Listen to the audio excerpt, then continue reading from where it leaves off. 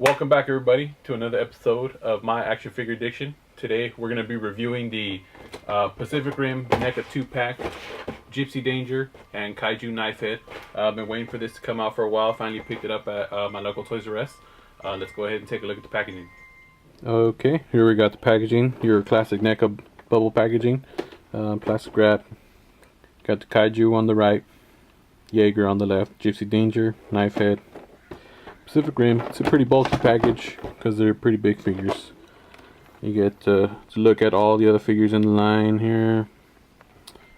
The two figures on the back side.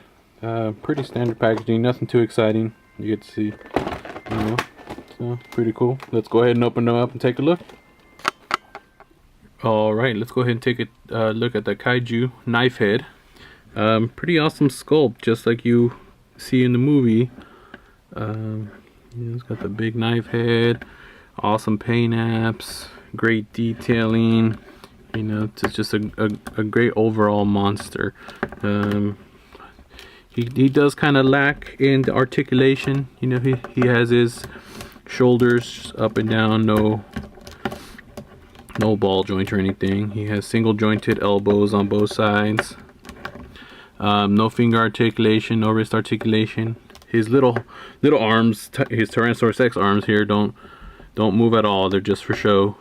They still look pretty cool though. His legs, his hips just back and forth like this, no in and out. He does have single jointed knees, which they don't bend too much, but he can pose in all different types of monster poses. His tail is bendable. So you can put it in all different types of positions and such. So you can have him standing or squatting. He also does have jaw articulation, up and down, up and down. The only problem is if you have it up, it doesn't close all the way because of the tongue, and then it leaves this weird gap right in here. But if you don't mind that, it's still cool. Little add-on that they put in there. Other than that, it's a cool monster to have. Really glad I picked them up. Let's go ahead and take a look at the Gypsy Danger. Okay, here we have the Gypsy Danger Jaeger. It's a pretty cool looking robot. It's got great paint apps, great detailing. Looks just like the robot in the movie. It's a good size, about 7 inches. He's got great articulation for being a robot here. He's got the hips that move back and forth and all around here. He's got single jointed knees, and still they bend pretty far. That's cool. He's got ankle articulation. So ankles rock and such. He also has this weird heel joint here, which I don't remember from the movie, but that's a cool little add-on they put in there. I like it. He does have wrist articulation.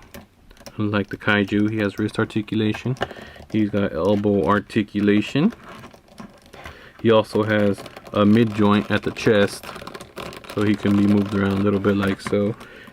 His shoulders are great, which I haven't seen them put this.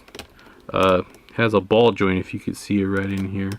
It's cool. It gives great range of motion for all different types of stuff. Yeah, it's a great new way that it's a great new joint that they're putting in. I think it's great.